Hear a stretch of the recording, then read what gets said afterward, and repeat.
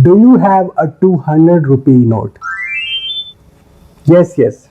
It's staring you right in your pocket, and it will stay here because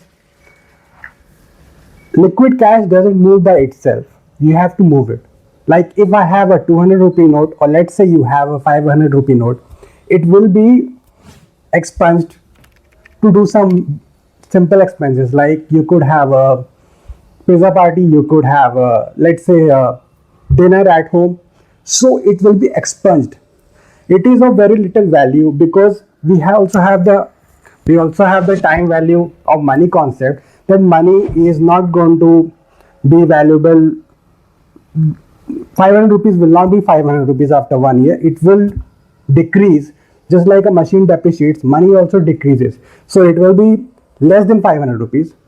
So the purpose of this video and the purpose of the session that I'm going to be conducting next week is to help you understand three basic concepts. First thing is the personal finance, which is very important in today's world, whether you are a professional or you are a student or you are just preparing for your placement interviews, because it is something that's relevant to everyone. The second thing is money management. First, you learn about personal finance. After that, you need to know how to manage your money. Suppose you have, uh, suppose you have a capital of 5 lakh rupees, and you have to distribute your money. Let's say some money will be in the mutual fund, some money will be in the stock, equities, some money may be in other instruments. So you have to learn to allocate that money. So to learn to allocate the money, you need to know about money management, how to manage your money better, how to allocate it so that you can get the maximum benefit, and what are the key mistakes that people make with respect to their money management. And lastly, which is the most important thing of this video and this session that I will be doing next week, is compounding.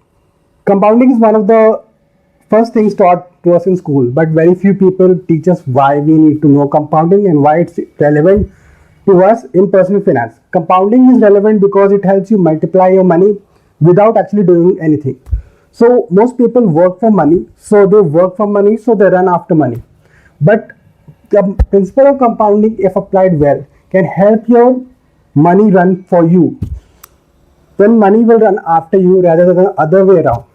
So you need to know how much I need to invest in myself, let's say in a mutual fund or in a equity, so that I make a certain amount of money after 10 years. So you might have a goal of, let's say pursuing MBA from a reputed college in maybe the US. So you need to have some base money, that okay, I need this much money to fund my education. So you will plan and save accordingly.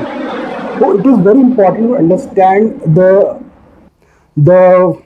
compounding effect, because it is very relevant in these times. So I'll be talking about these three things in my free session, which I'll be conducting next week. In that, we will give you a basic walkthrough of personal finance, why it's important, and what are the ways through which you can start, or if you have already started, how you can grow. The second thing is about money management, how you can manage your money better, which I'll be explaining in the session. And lastly, about compounding, how you can have the right amount to compound your money even as a beginner.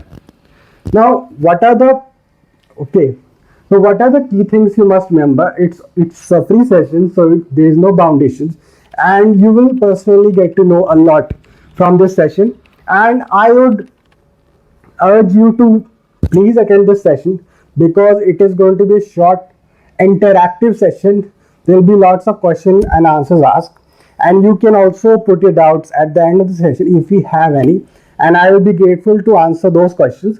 So we'll meet you in the next session, which is next week. So thank you so much.